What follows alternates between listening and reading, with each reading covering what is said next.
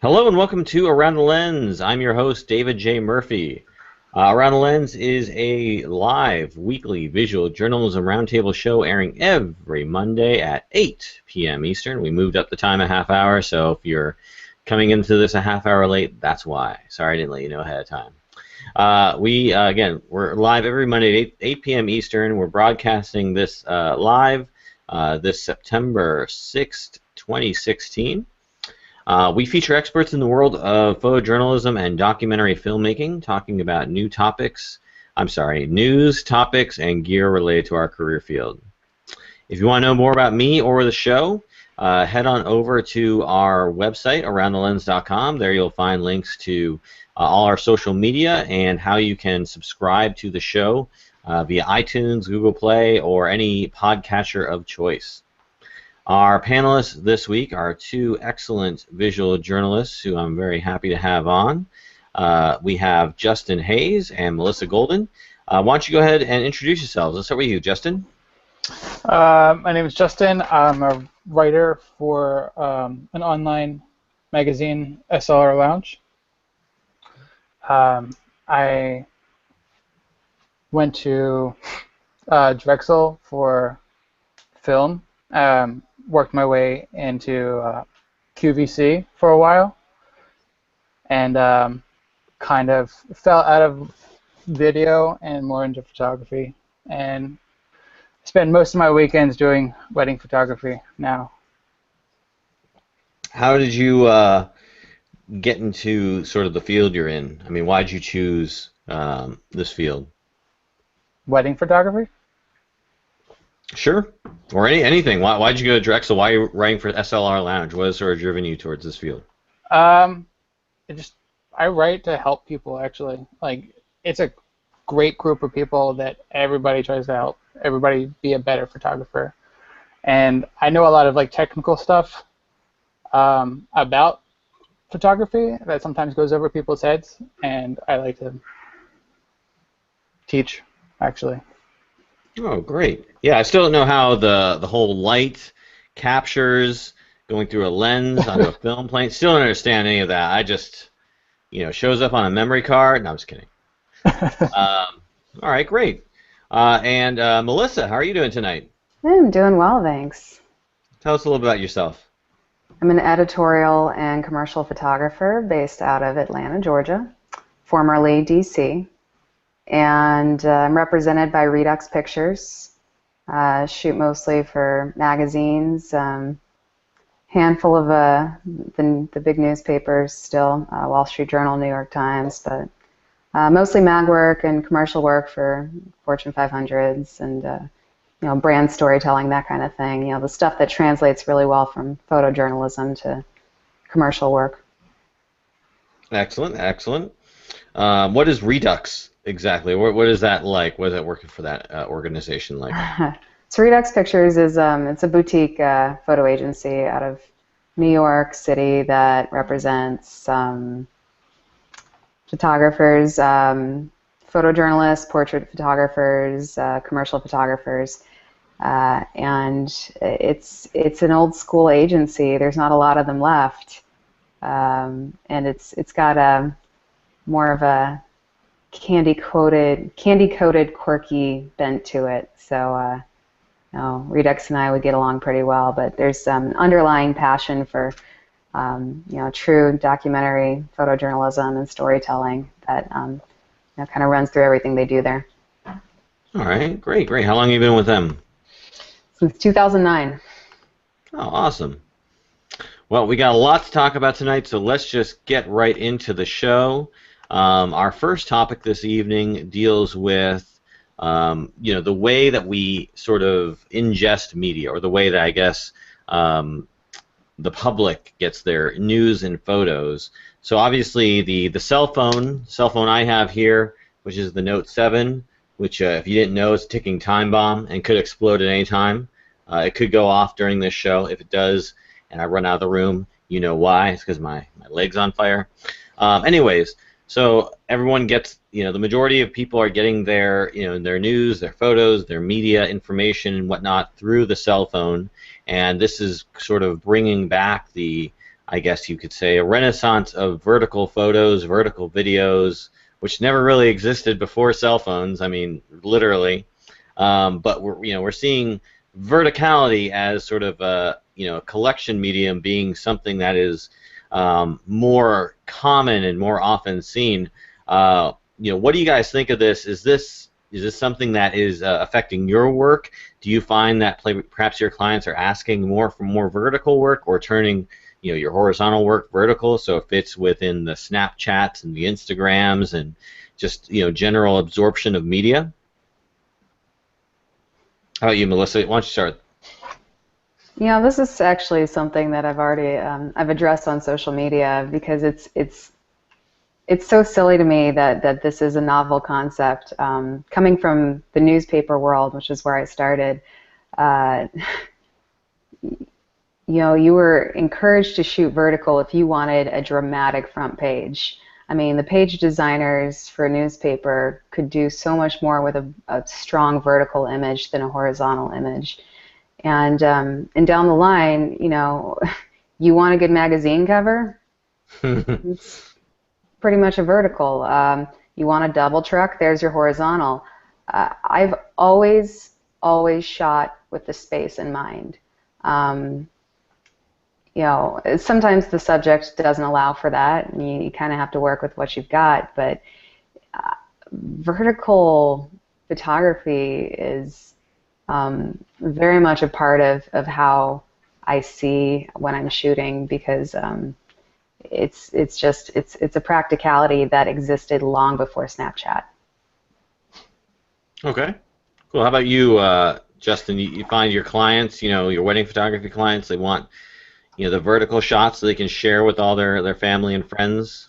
Actually, I don't. I shoot most of my, like 90, I would say 95% of my work horizontal or square crop. And I don't have any complaints about people with getting their pictures in vertical. The only time I actually shoot vertical is when I'm doing panoramas, because I need the extra space on the top and bottom. But so you're seeing basically no real change in how you do your job, and Melissa, you're seeing basically the thing you've known since the beginning, verticality. I mean, you always shoot everything with the horizontal and the vertical in mind. I mean, I've always shot. I'll shoot the subject vertically, or I'll shoot the subject horizontally, and then I'll rotate that camera and see what I can get vertically. I came from my last job where I was at before. There was almost like verticality, or vertical photos are almost seen, like looked down upon. There was this sort of like, you always shot horizontally, and I just didn't understand that sort of concept. Another friend of mine, and also a former panelist on the show, C.S. Muncie, I've spoken to him multiple times about how he shoots, and he shoots primarily horizontal. I barely ever see any vertical shots from him, and I'll be like, why didn't you try and shoot that same shot vertically? And it doesn't occur to him to shoot vertically. And I wonder if this is maybe changing some other people's mindsets. Let's put it this way.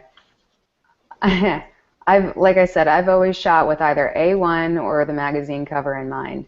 And why have my photo cropped into when I can go full frame? Yeah.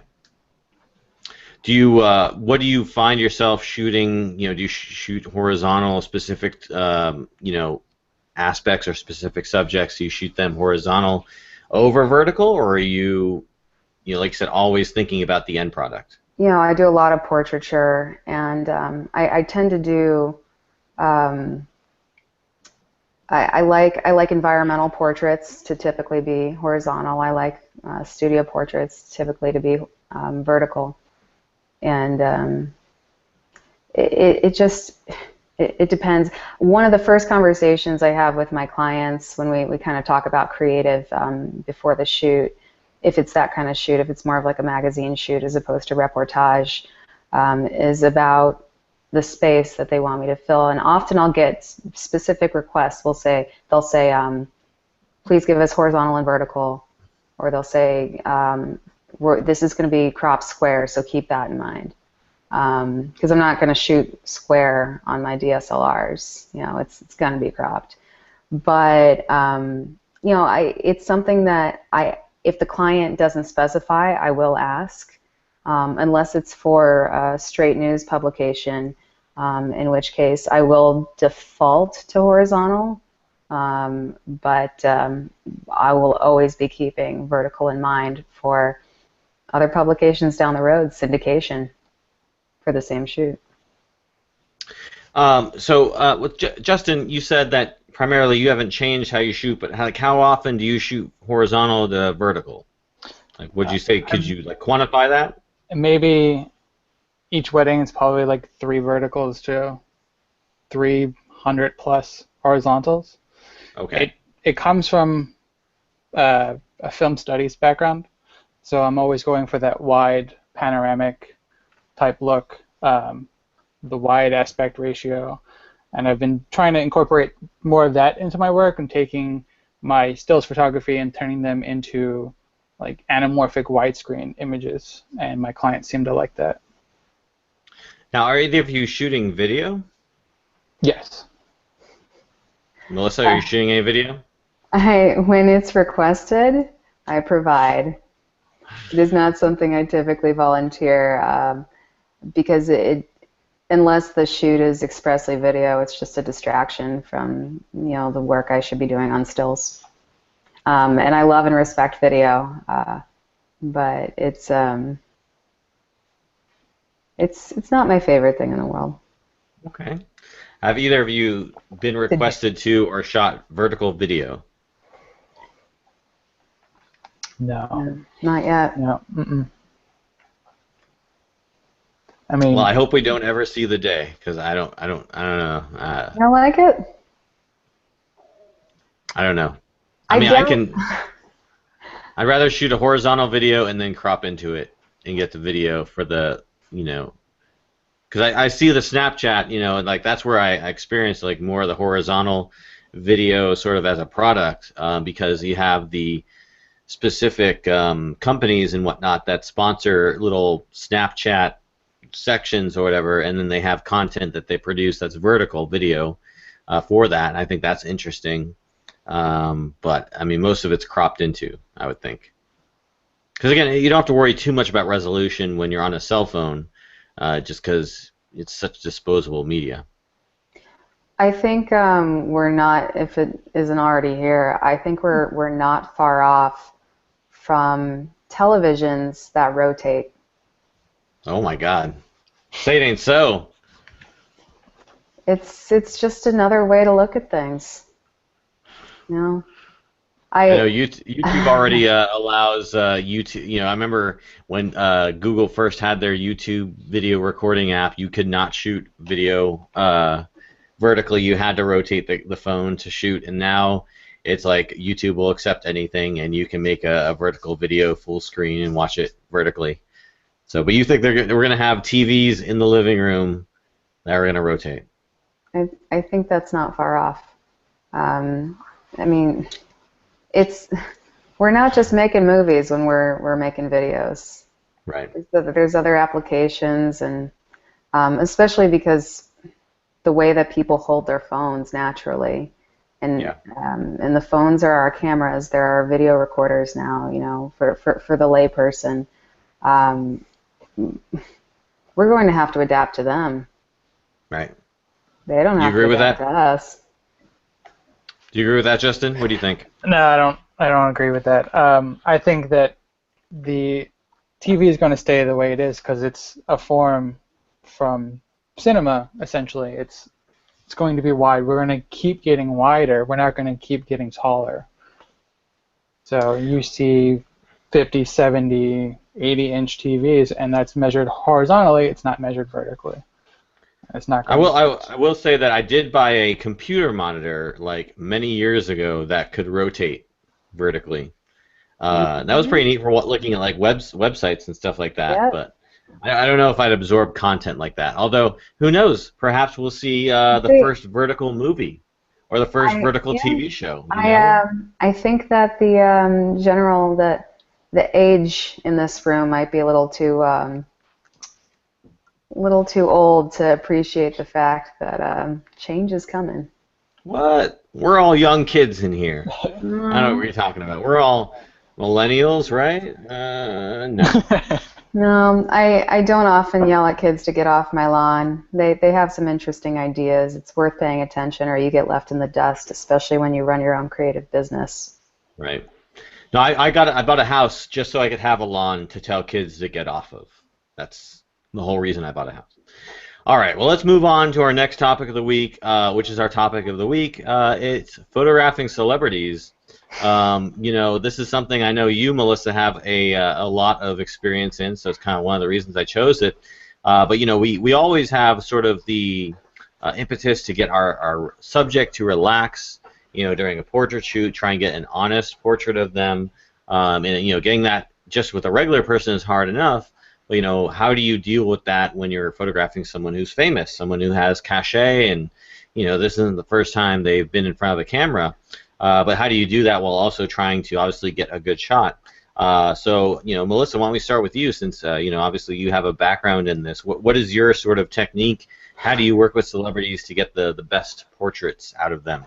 Well, celebrity is a funny word because most of the celebrities that I've worked with in my career that I've photographed are not actors or musicians. They're politicians and captains of industry, things of that nature. So they might be household names, but not typically in the entertainment sphere, which I think is what people immediately think of when they think celebrity. So just putting that out there.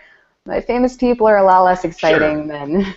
Well, yes. I mean, yes, I say celebs, but I mean, like, obviously people who have Yeah. cachet, people of importance. No, People who obviously public have, figures. Public yeah, figures. public figure. Yeah. People have limited amount of time, and you're Yeah. trying to get a nice portrait of them. What are some of the challenges you face in photographing them? I think in a lot of ways it's much easier to photograph somebody who's used to being photographed. They they're more natural in front of the camera typically, so I don't have to ease them into it quite as much.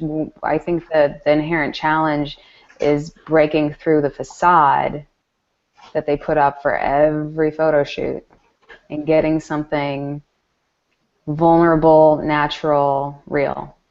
And I have different techniques for that, but, which I will be discussing at this workshop at the Atlanta Photojournalism Seminar in November. But it's very, it depends. It's different for every person.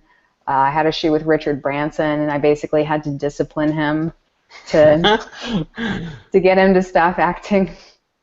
He stole my camera out of my hands and started taking Uh-oh. pictures of me, and I was like, we do not have time for this. Oh my gosh. And then Sir, others. I don't care how many billions of dollars you're worth. I gotta Nope. take your photo. Come Yeah, on. he almost dropped it too, but I Oh figured my if anyone was gosh. good for it.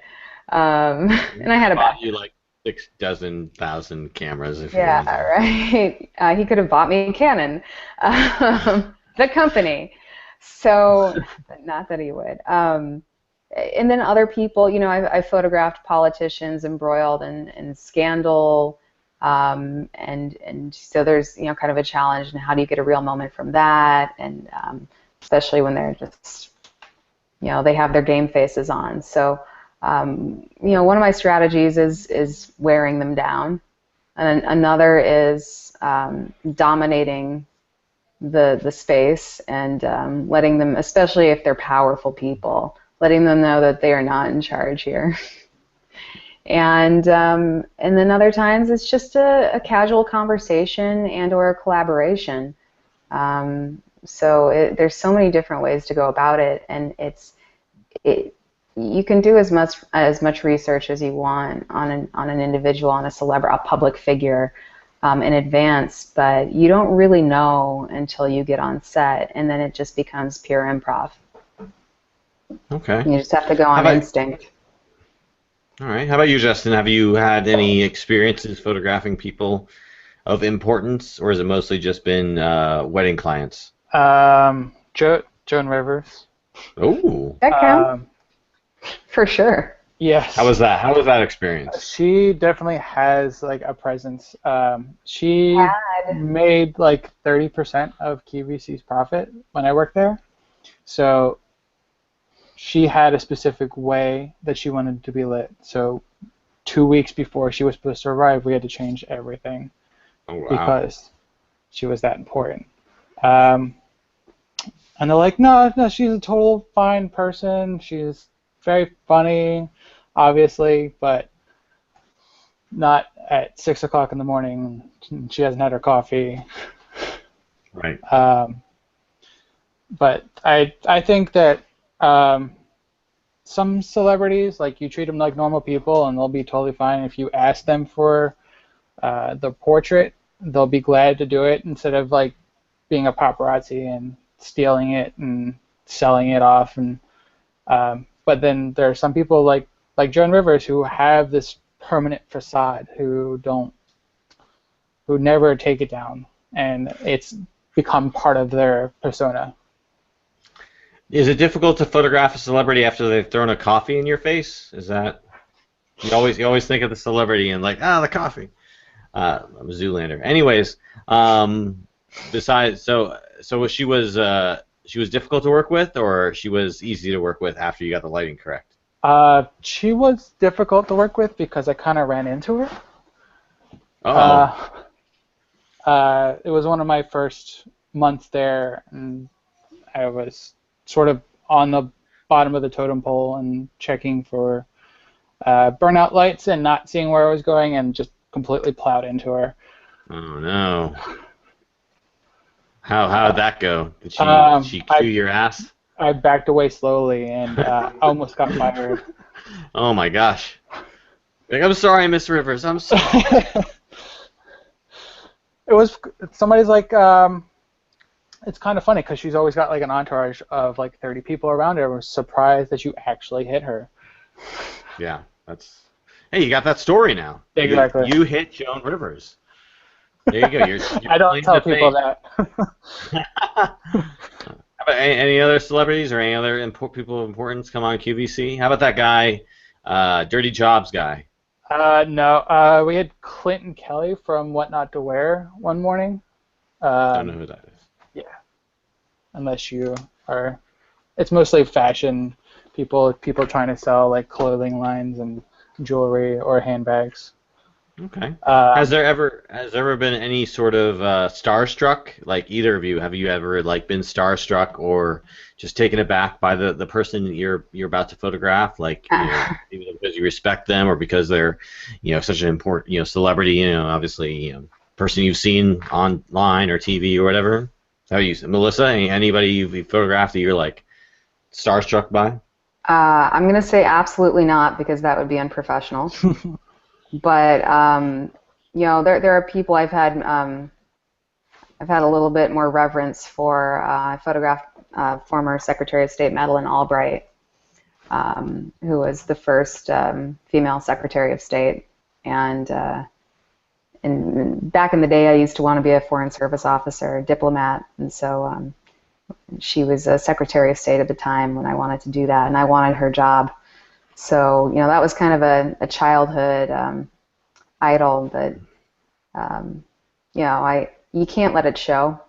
The Right, moment of that the course. moment that you let it show, you lose the power, and the dynamic is ruined. Right, you just gotta Um, treat him like a regular person, and then you Absolutely. own the room. And I almost never, ever, ever, ever have my picture taken with my subjects, no matter how cool they are. There was an exception. I had to photograph the Fonz, Henry Winkler, I think his name is. Henry, yeah, Winkler, and Actually, funny you mentioned him. I was in an elevator with him in New York City, just on happenstance, and it was pretty cool being in an elevator with him. he was a Go cool ahead. guy. He was really nice. That was a really enjoyable shoot, and I don't remember whose idea it was at the end. It might have been, one of his people or somebody. I don't think it was me, but it might have been. and I had my picture taken with him. And so that's the one exception I can recall. But mostly you just got to play it so cool, Right. which is it can be hard to do sometimes, but uh, you go into autopilot, you go into work mode. Yeah. With, No, I'm sorry. You're the president of what country? yeah, Listen, I gotta take photographs here. All right. Can you I just raise your chin? Okay. Sucking your cheeks. Great. All right. Okay. Come on. I once had a photograph right after, I guess this would have been in 2013, early 2013, after they lost the election. I had to photograph Paul Ryan at a Wall Street Journal breakfast, and they wanted me to try to get portraits of him after the breakfast, but he was running out the door, and so I just threw out the only ploy I could think of, and I said, "Excuse me, um, was he Senator Senator Ryan?" You I don't just be like, remember hey, anymore. hey, loser, Yes. get over here, loser. Senator, Senator, I am the best photographer in the world, and let me take your picture. And he goes, 30 seconds. Oh my God. So, Wow. yeah. And I mean, it was obviously, tongue in cheek, but, you got it. I think it's fun to play with them and tease them and joke around with them, but if the mood warrants it. All right. Well, now we know how long the best photographer in the world would get with Paul Ryan. Awesome. All right. Anything else you'd like to add to that, Justin, before we move on? No, no No, more you're good. crazy anecdotes of hitting celebrities. I'm sure you got a million of them. All right. I will lend my personal experience. I've never really photographed celebrities. I would say I'll be honest. I was a paparazzi in my former life, and I photographed celebrities on the street without their permission, of course, because that's how it works. And I never was intimidated by a celebrity. I was just photographing them as a subject. You really have to, when you're photographing, as a paparazzi, I would guess, you have to kind of look at the celebrity as someone who is just sort of, you can't feel sympathy for the celebrity. You have to just photograph them as just a person on the street. But I will say that, when I photographed someone who I admired, I couldn't help but say, like, I love your work, when I photographed them. Especially if, they were, somebody, again, who I admired and I like what they did. So I would obviously give them that compliment and they would thank me. And then I would photograph them. And some were very cool and let me photograph them. Some were very not cool and did not let me photograph them or spit at me or whatever, a million other things. But it was a good experience to have. I did it for a year. I would not do it again. It wasn't super duper fun because you do feel somewhat, if you have a heart at all, you feel bad for the people. And other work I've done where I photograph people of importance, with regards to the military, it's always been like high-ranking generals or something like that. And obviously they have a certain cachet about them, but you got to photograph them because that's your job, and you got to do it really well. You can't mess up, obviously, but you got to be on the ball, and you just got to treat them like any other subject. So yeah. I have a correction to make. Oh, good. Very important to get things right, when you have a journalism background. I am so fried right now, and I've been out of D.C. too long. Paul Ryan is a U.S. congressman, not a senator. Okay. Good So job. I just want to make sure that is on the record as a correction. All right. I'd like our one viewer who's watching right now to note that. All right? Please note that, viewer. Thank you. We do have one viewer, one live viewer. Thank you, viewer, for showing up for this. All right, well, let's move on to our final topic of the evening, Gear of the Week. We touched on this during our Olympics special edition show. If you didn't check that out, go check it out. It's episode 39. Great talk about the Olympics. We're talking about the 5D Mark IV. This was announced last week or so, a week or two ago now. And it's actually a pretty divisive announcement. Some people saying it's the second coming of photography, while others are saying it's a little bit too little, too late. So I've looked at the camera, not looked at it directly, but I've looked at the specs. I think it's decent for what it is, but for who I am and what I do now, I don't see it as something that I would necessarily get invested in. But I'll throw it to you, panelists. What do you think of the 5D Mark IV? And actually, I'd like to throw it to Justin first, because Justin, you actually wrote a very interesting article about in defense of the 5D Mark IV. Go ahead, Justin. Honestly, I'm not the biggest Canon fan to start. I've only shot a few of their cameras and never really liked their colors, but I felt like it needed like a chance.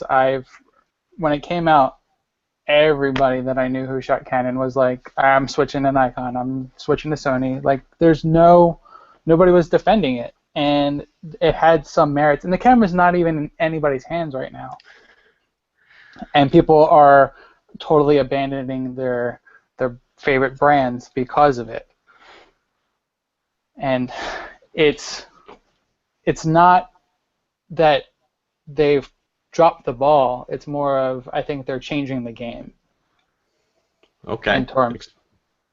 So kind of back that up. What do you mean by changing the game? Because usually game changers are people who, are advancing or, setting the stage or changing the way people do things. So how do you think Canon's changing the game? They didn't do a full frame recording of 4K. They chose to do a crop from their sensor. If they chose to, in my opinion, if they chose to do a full frame 4K, everybody would say that they're copying off of Sony. And a lot of people now are saying, why didn't they copy off of Sony? So they can't really win. Sony is sort of on the bleeding edge, and Canon, kind of like Apple in some respects, plays it safe and uses last gen tech to make a good product that will last. Okay, well, let's talk about that crop factor. It's a 1.74x crop factor for video. I mean, could they have done full frame? I mean, one of the reasons I got the Canon 5D Mark II was because I could shoot full frame HD video. They could have done full frame, but it's the same crop factor actually as some RE cameras, not RE, RED cameras that shoot 4K. It's a direct 8.8 megapixel off of the sensor.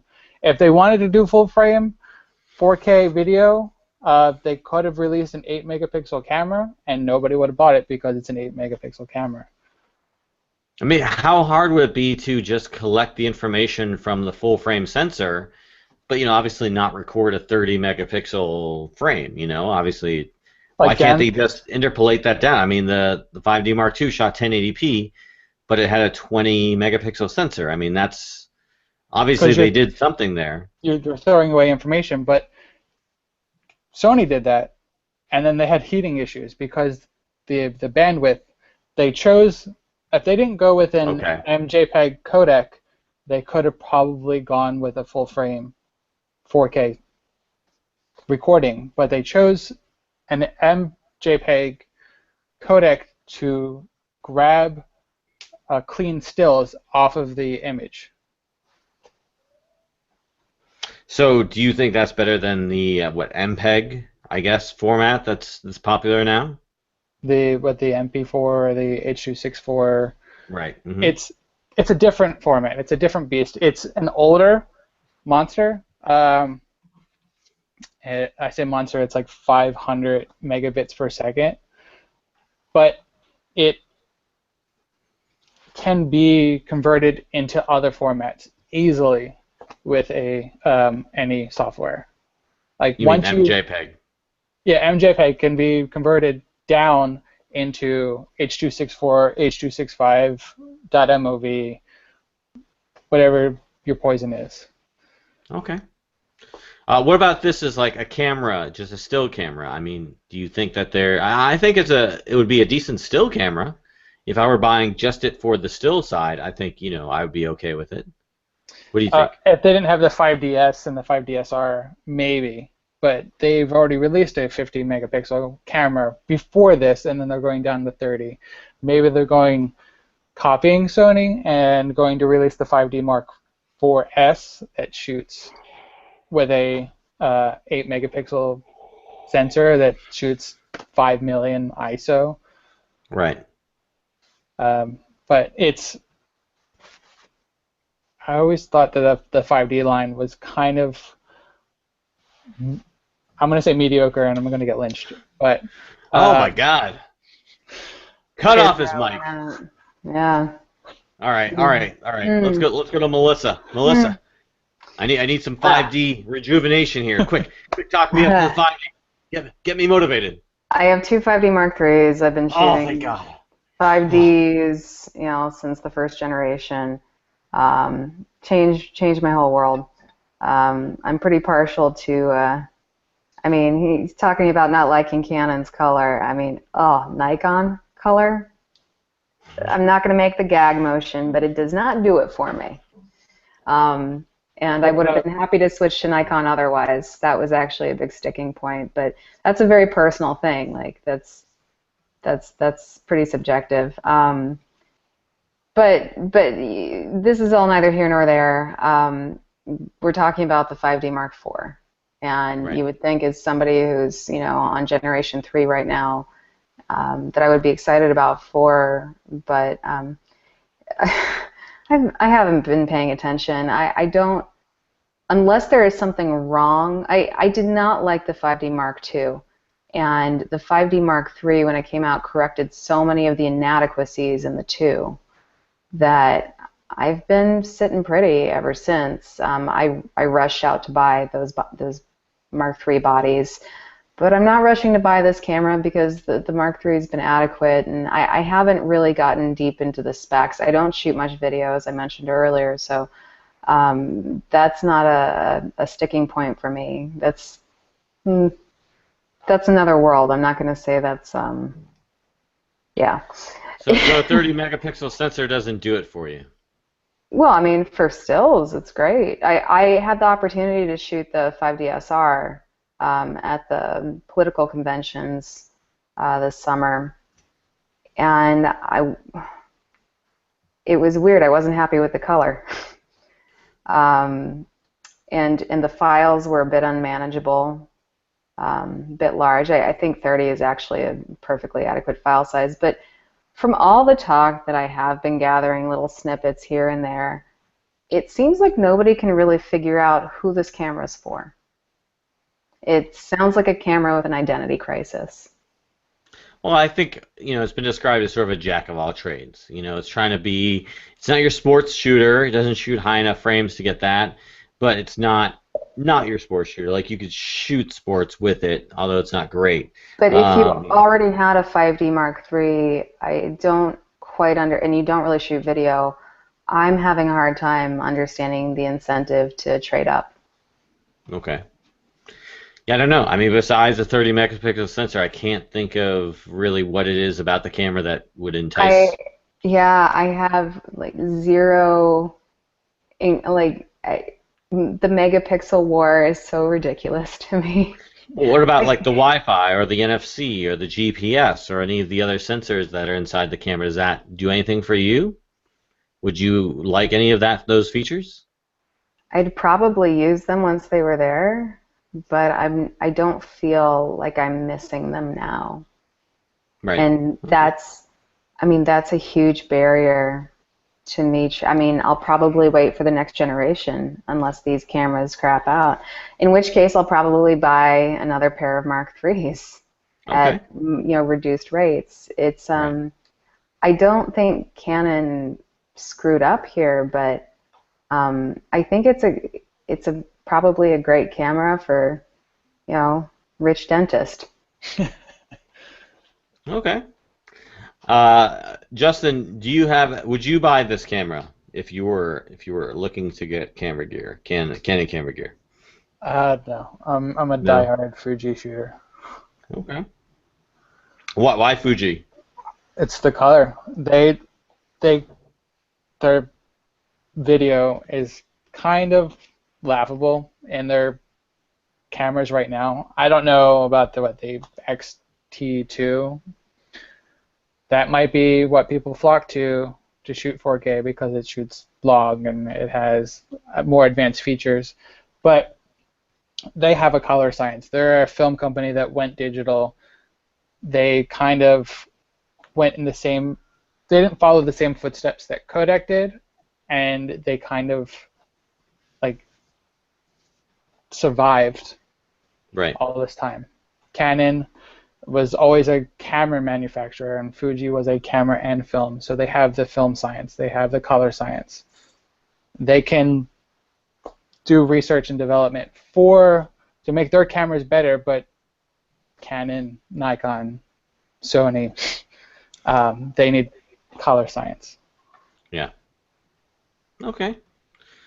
Cool, cool. So we got basically two verdicts of not going to get the Canon 5D Mark IV. I understand that. I hovered over the pre-order button when I first heard about the Canon 5D Mark IV, but I did not pull the trigger. I could not kind of force myself to do that. Not because I don't think the camera is good. I think it's a good camera. And honestly, I would probably upgrade to it just for the the photo aspect. If I were even if not taking into account video, I have the 5D Mark II. So if I'm going to upgrade to a photo camera, I might as well upgrade to a photo camera because I'm going to have all the improvements of the 5D Mark III. But just taking into account the cost of the camera and what I use sort of cameras for primarily nowadays, which is mostly video, I just couldn't justify it to myself personally. Perhaps maybe later on down the road, or if I get some more photo clients and whatnot, I can make that a reality for myself personally. But as of right now, I actually probably am going to be selling off my Canon gear. I've kind of moved on to Micro Four Thirds, and that's sort of my gear of choice at the moment. So we'll see about that. But I don't know. This camera wasn't the sort of end all be all. Like move and purchase it. It wasn't a snap judgment purchase for me, and I think that's sort of the place where I'm going to leave it at. It's like I am kind of done with Canon and Canon cameras as of right now. But like I said before, I am intrigued by what Canon will come out with their less expensive line. So their 7Ds, their T series and whatnot, because I think 4K is going to migrate itself down into their other cameras. It has to, just to stay competitive. So obviously, if they come out with very intriguing, lower cost, price point cameras that shoot 4K, I might be into that. But then again, if everything's going to be crop sensor, I don't know. I mean, we'll see about that. I do want to say one thing in Canon's defense. The specs that we've been reading are not getting anybody excited, really. I mean, I don't know, some people, but not enough, I'm sure, by Canon's preferences and standards. But I would be open. I'm a very haptic learner. I would be open to a hands-on demonstration to prove to me why it is so much better than what I have right now, Right. or not. And if Canon had I don't go to a lot of trade shows anymore, but I'm definitely open to it. It's just not exciting on paper. Sure. And if Canon would like to send me a camera for me to use and try, I will be happy to talk about it on the show. Well, So you could say the Canon C300 was mediocre on paper as well, but that turned into one of the most That's a good point. Venerable cameras that have shot so many films. Okay. That's a very good point. So I guess then wait until the actual reviews come out and the verdicts come out about the camera before making final judgment. Yes. Well, you remember when the iPad came out and nobody knew what to make of it before everybody started buying it. You never know.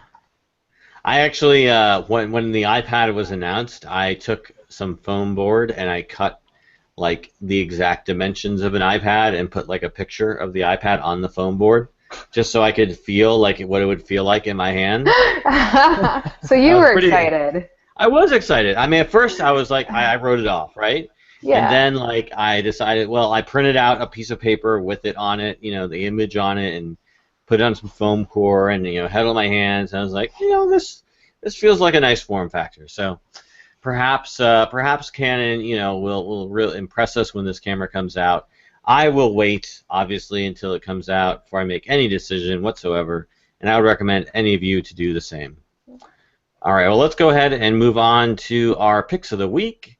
I can't wait to find out what our panelists have picked this week for our picks of the week.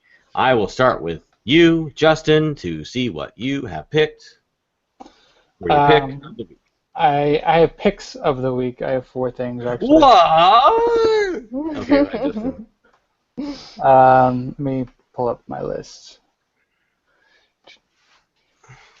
Okay, so I have 2 resources and 2 products actually. Like I said earlier, the writers of SLR Lounge love to help other photographers be the best that they can be. It almost sounds like a U.S. Army commercial.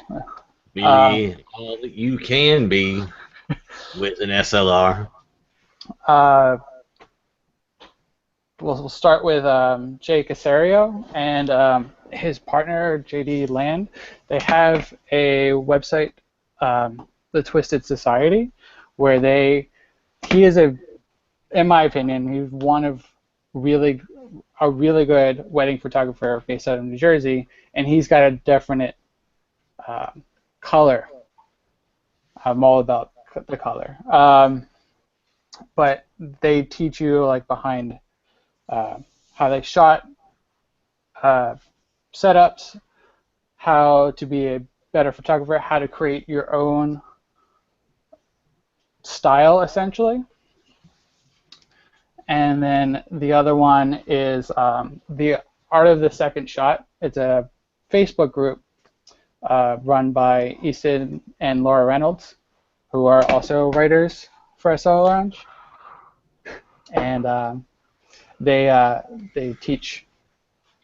They don't really teach. They encourage to step beyond the safe shot to get that wow shot. I don't want to say money shot. The wow shot that becomes the 2-page spread in the album, to go beyond the realm of what you think you can do to what you can actually do. Right. And the stuff that people post on that group is mind-boggling. It actually makes me want to step up my game even more so every time it comes in my feed. And the 2 products that I picked, one is Do It. It's a iPad app. We're talking about iPads. It turns your iPad into a second monitor for your MacBook or PC with no lag. And I find it like irreplaceable, like editing on the go. I'm very rarely at my desk editing, so I love to have that two set up, or sometimes steal my wife's iPad and have 3 set up solution. Wow. And the other one, I've actually taken this all over the world. It's a little tiny Wi-Fi router with an SD card slot built in. And if I don't want to bring my laptop and to back up photos, when I'm going on vacation, or I know I'm going to go somewhere and they're going to have spotty Wi-Fi, this actually plugs into a LAN connection, a wired connection, and broadcast a Wi-Fi signal. You put the SD card slot and it has a USB, so you can back up your photos from your phone. Mm-hmm.